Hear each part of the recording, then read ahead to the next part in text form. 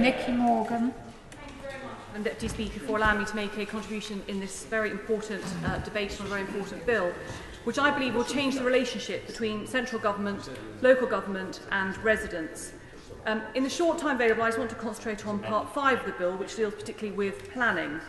I welcome proposals in the bill which will mean enable communities to put together neighbourhood development plans and orders. And since the debate started, I've received an email from a resident in the village of Quorn in my constituency who says that an application has been put in very recently to redesignate land in the village from greenfield to greenfields, which means it cannot be used for allotments, which is something that's desperately needed in the village.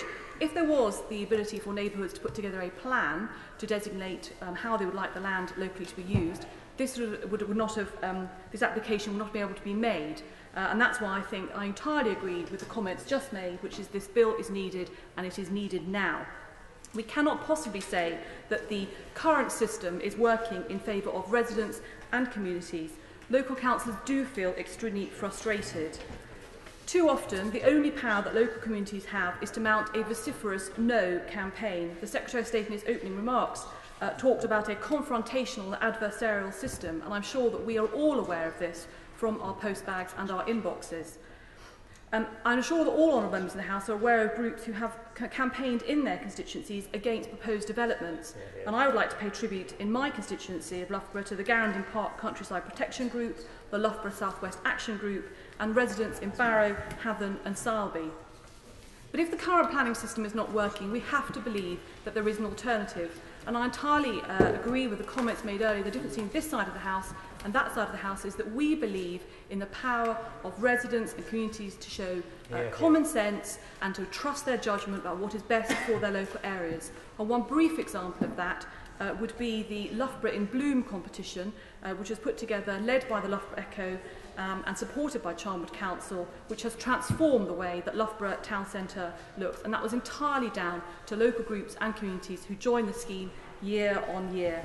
I can also cite the many neighbourhood plans and village design statements drafted by local residents.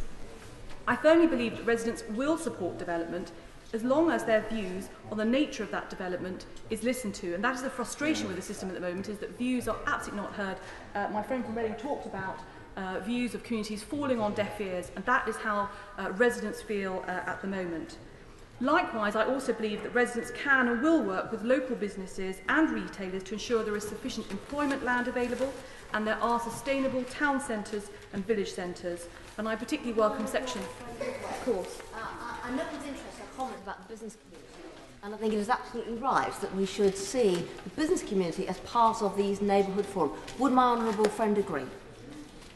I would absolutely agree with that. I think, particularly speaking of the experience of my constituency, representing a town, one large town, a smaller town, various villages, the employers, the businesses, the retailers in particular are absolutely critical to success. And we must see that they are fully engaged with these neighbourhood plans. I particularly like to welcome section 102, which requires developers to consult local communities before submitting planning applications for certain developments. Just to offer a few final thoughts, and I will conclude to allow other colleagues to have time to make their points. Firstly, some clarity around the decision-making process on the plan or order. The decision-making process must be fair and transparent, and it would be helpful to know at some point on what grounds the local planning authority or the examiner could turn down a plan or an order. It would also be helpful to understand who bears the costs of preparing a plan. There has also been calls for a third-party right of appeal. The appeal system, according to the CPRA in the UK, cost £25 million in 2007-8, and there were 22,000, almost 23,000 appeals. I understand, and I entirely agree, that the government is keen to dramatically reduce this number of appeals by having more upfront agreement in the plans and orders.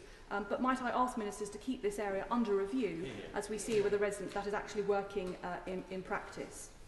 In April last year, the Prime Minister issued an invitation to join the government.